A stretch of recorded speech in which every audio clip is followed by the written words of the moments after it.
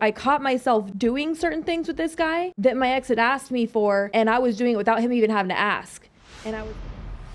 So we had Corey Yee on a couple weeks ago, and we were discussing the concept of like she was in a relationship with a dude who she kind of walked all over. That's so unattractive. Yes, but that's the thing. That's another thing. Are you hearing this? She's just saying this is unattractive, but like that's what you're. That's why. But you keep setting men up for this every time, though. But I'm not, because or maybe that was my problem. Yes, that's my point. It's I don't know, but no man in the situation that you put them in has the ability to lead. Do you understand that? I'm getting to my point here.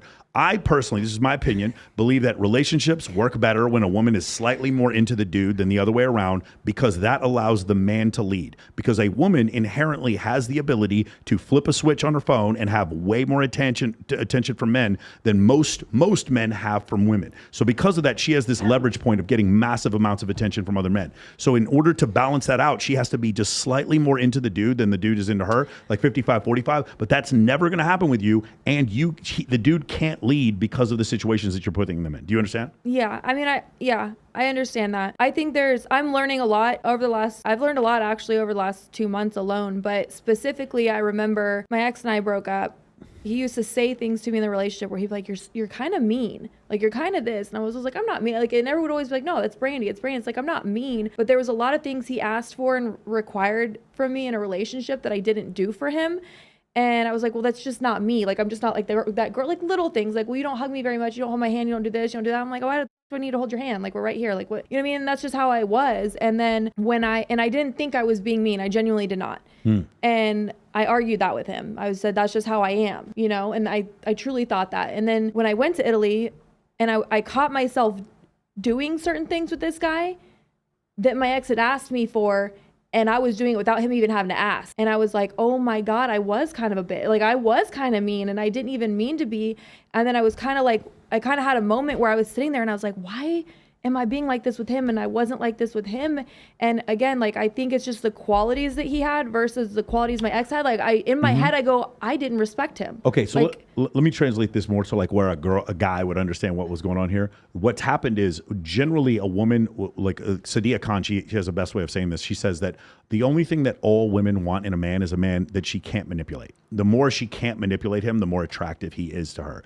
In this situation, like for instance, if he can maintain boundaries, that's more attractive to a woman, even though she may ask him verbally to violate those boundaries. If he can stand up to her and not violate those boundaries, that's attractive to women. So it's one of these. That makes sense, because it's a catch-22 situation. If I do what you ask me to do, you're going to punish me. So for instance, if you start shit with me, and I'm not saying you would, but like you start shit with me, you start shit testing me or whatever. If I don't react, you need me to react to show you that I care about you, which is beneficial to the relationship. But if I do react, you have less respect for me because I reacted. And so then that's the problem. And it's the same type of situation here. You put these guys in a situation where they can't have boundaries because you make so much more money than them and you're literally paying for their lives. And so because they can't have boundaries, they can't lead. And this one bad boy trait that women find attractive, they can't have that. This is just my hypothesis. They can't have that trait.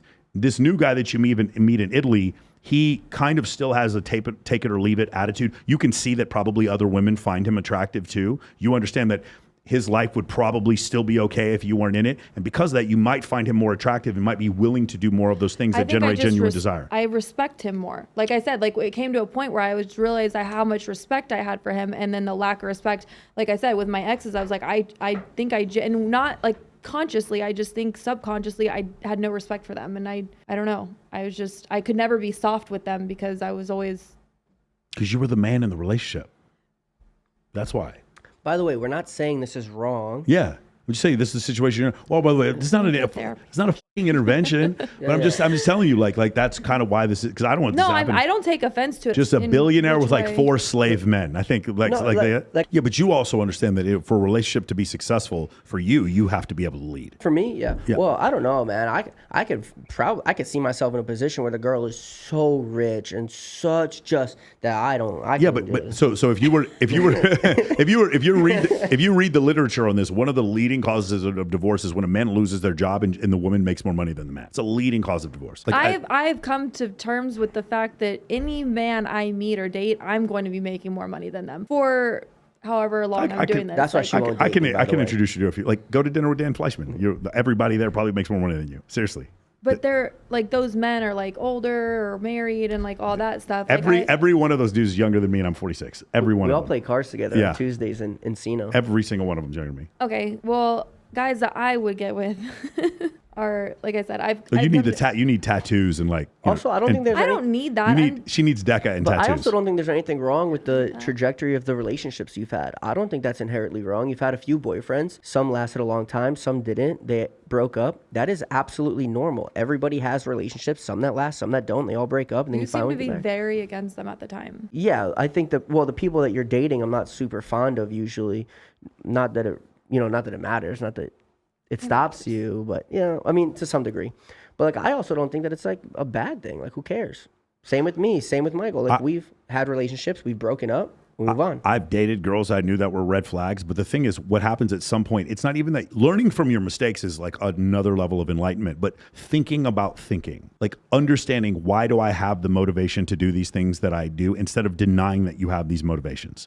Like, again, if you meet a girl who says that her last 5 exes are narcissists, there's something wrong in the wiring where she keeps choosing that type of archetype and then questioning what that is rather than just blaming the man for it. Do you understand what I'm saying? Yeah. Like, that's what I mean. Like, thinking about, the term is called shadow work. Thinking about thinking, or thinking about thinking about thinking, and thinking about why the other person is thinking what they're thinking. Having empathy for other people. I think that's like a really great way to communicate. I have an amazing amount of control over it, but I also think my splitting who I was dating at the time played a huge part in it. It wasn't like I had some great healthy relationship with an amazing guy and it's like, oh my God, she's splitting for no reason. It was these guys who were love bombing me and I was like, you're a 10, and then they were turning out to be pieces of shit. I was like, you're a 0. I think women hearing this, you say this is helpful. I do, because you're saying these things that are quite obviously true, and a lot of people don't want to do the work to admit these things. I have issues. And see, none of this was done through therapy for me, though. Like, I appreciate you saying I should lean into it, but what happened with meditation was I didn't learn any of this through therapy. It was all through meditation, and I still was, doing the whole like bringing up past feelings and emotions and situations and feeling them and dealing with them and whatever. But I kind of got all the answers for myself, but it really took me sitting with myself for hours and hours and hours and recognizing my issues and then playing out scenarios and wondering why they were that way and taking accountability for the parts of it that were my fault and then the parts of it that, weren't. But at the end, it's all my fault because I mean, if they're bad people, it's like, okay, well, what's so wrong with me that I'm picking those kind of people? You know what I mean? Like, bad people are everywhere, but why am I choosing them?